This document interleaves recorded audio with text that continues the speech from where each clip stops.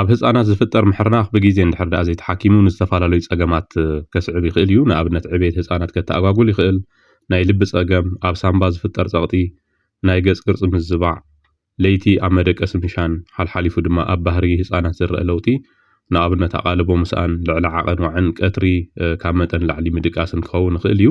ኣብ ማሕበረሰብና ክንርኢ ከለና ምሕርናኽ ኣብ ህፃናት ከም ቀሊል ጌርካ እዩ ዝውሰድ። ነዚ ዝወሃቡ ምክንያታት ድማ ኣደቃቕሳ ስለዘይተመቸዎ እዩ፣ ናይ ኣለርጂ ወይ ድማ ናይ ዛሕሊ እዩ ዝኸውን፣ ምስ ዓበየ ክገድፎ እዩ፣ ዓብይ ሓዊ እውን ከምኡ እዩ ነይሩ።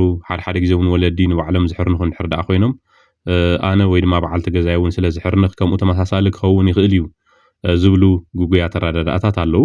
ንምሕርናኽ ዘምፅኡ ፀገማት ክንርኢ ከለና እቲ ብኣብዝሓ ናይ ድሕሪት ኣፍንጫ ቶንሲል ወይ ድማ ኣደኖይድ እንብሎ ካብ መጠን ላዕሊ ክገዝፍ ከሎ እዚ ዝኾነሉ ምክንያት ድማ ብተደጋጋሚ ረኽሲ፣ ብቁጥዐ ወይ ድማ ብኣለርጂ፣ ብተፈጥሮ እውን ክኸውን ይኽእል እዩ። ልዕሊ መጠን ክኸውን ከሎ እዚ ሓደ ቀንዲ ምክንያት እዩ። እቲ ካልኣይ ምክንያት ናይ ጎረሮ ሓናት ወይ ድማ ቶንሲል ተደጋጋሚ ረኽሲ ከጋጥሞ ከሎ ድሕሪ ግዜ እናገዘፈ ይኸይድ እሞ ንላዕለዋይ መተንፈሲ ኣካል ክዓፅዎ ከሎ እውን ተመሳሳሊ ናይ ምሕርናኽ ምልክት ክርአ ይኽእል እዩ። እዚ ዝተፈላለየ ኣብቲ ምስሊ ከም ዝርአ ዘሎ ደረጃታት ኣለዎ። ሕክምንኡ እውን ከከም ደረጅኡ ዝተፈላለየ እዩ። ሳልሳይ ምክንያት ክንርኢ ከለና እቲ ኣፍንጫና ናብ ክልተ ዝኸፍል ትርር ዝበለ ስጋ ክጣመም ከሎ ወይ ድማ ሴፕታል ዲቪዬሽን ንብሎ ሓደ ምክንያት ክኸውን ይኽእል እዩ።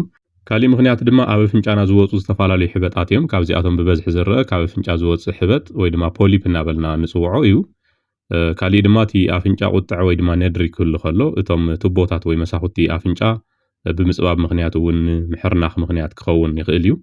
ኣብ መጨረሻ ምሕርናኽ ሕክምና ኣለዎ ድዩ ዝብል ክንርኢ ከለና ድማ ከከም ደረጅኡ ዝተፈላለየ ሕክምናታት ኣለዎ። ካብ ምክትታል ክሳብ መድሓኒት ምሃብ፣ ካብኡ ሓሊፉ ድማ ሓደ ግዜ ብመጥባሕቲ እውን ምስትኽኻል ክኸውን ይኽእል እዩ። ስለዚ ወለዲ ምሕርናኽ ኣብ ህፃናት ዓብይ ፀገም ክፈጥር ከም ዝኽእል ብምርዳእ ብግዜ በዓል ሞያ ምምኻር የድሊ።